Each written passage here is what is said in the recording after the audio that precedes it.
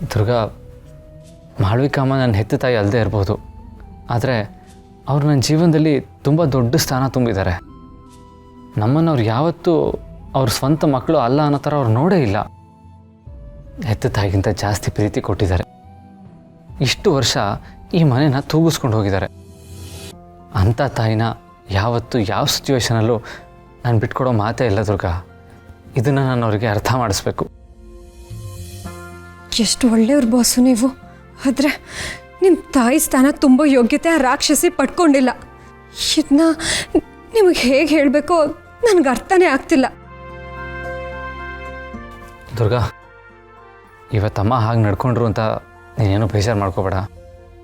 ಇನ್ನೊಂದು ಸಲ ಹಾಗಾಗದೇ ಇರೋ ಥರ ನೋಡ್ಕೊಳ್ಳೋ ಜವಾಬ್ದಾರಿ ನಂದು. ಬಾಸು, ಇಷ್ಟು ಚಿಕ್ಕ ವಿಷಯಕ್ಕೆಲ್ಲ ನಾನು ಯಾಕೆ ಬೇಜಾರು ಮಾಡ್ಕೊಳ್ಳಿ? ಮಾಳ್ವಿಕಾ ಮೇಡಮ್ ಮನ್ಸೆಂಥದ್ದು ಅಂತ ನನಗೆ ಗೊತ್ತಿಲ್ವಾ? ನಾನು ಇದನ್ನೆಲ್ಲ ಅಲ್ಲೇ ಮರ್ತುಬಿಟ್ಟೆ. ನೀವು ಇದ್ರ ಬಗ್ಗೆ ಜಾಸ್ತಿ ಯೋಚನೆ ಮಾಡಬೇಡಿ. ಮಾಳ್ವಿಕಾ ಮೇಡಮ್ನ ನಾನು ನೋಡ್ಕೊಳ್ತೀನಿ. Thanks Durga, thank you so much. ನೀನು ನನ್ನ ಜೊತೆಗಿದ್ರೆ ಎಲ್ಲ ಸರಿ ಹೋಗುತ್ತೆ ಅನ್ನೋ ನಂಬಿಕೆ ನನಗಿದೆ.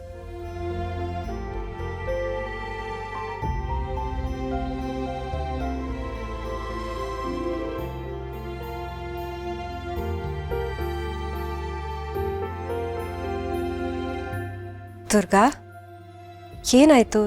ಯಾಕೆ ಹಾಗೆ ನಿಂತಿದ್ಯಾ? ಶರತ್ ಯಾಕೆ ಟೆನ್ಷನಲ್ಲಿ ಹೋದ್ರು? ಒಬ್ಬ ವ್ಯಕ್ತಿ ತೀರಾ ಒಳ್ಳೆಯವನಾಗಿರ್ಬಾರ್ದಕ್ಕ. ತುಂಬ ಒಳ್ಳೆಯವನಾಗಿದ್ರೆ ಕೆಟ್ಟವರಲ್ಲೂ ಒಳ್ಳೆತನ ಹುಡುಕ್ತಾನಂತೆ. ಅದು ನಿಜಾನೇ, ಆದರೆ ಆ ಮಾತು ಇವಾಗ ಯಾಕೆ ಹೇಳ್ತಾ ಇದೆಯಾ?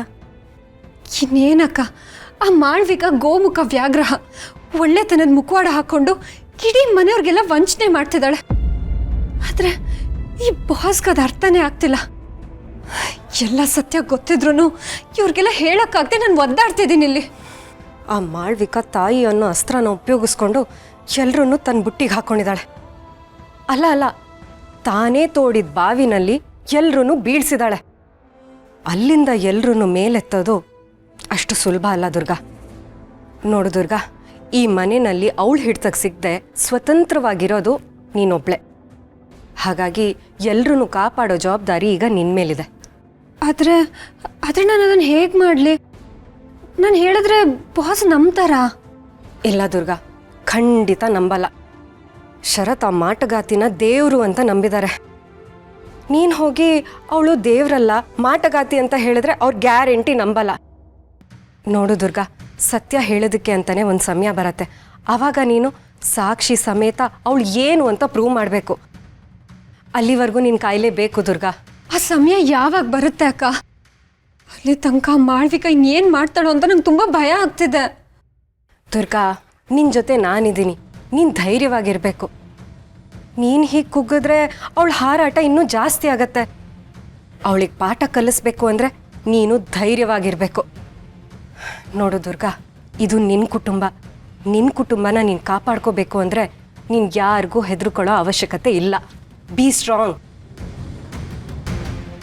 ಹೌದು, ನಾನು ಗಟ್ಟಿಯಾಗಿರಬೇಕು. ಆ ಮನೆ ಹಳಿಯಿಂದ ನನ್ನ ಕುಟುಂಬನ ನಾನು ಕಾಪಾಡ್ಕೋಬೇಕು. ಕಾಪಾಡ್ಕೊಳ್ತೀನಿ.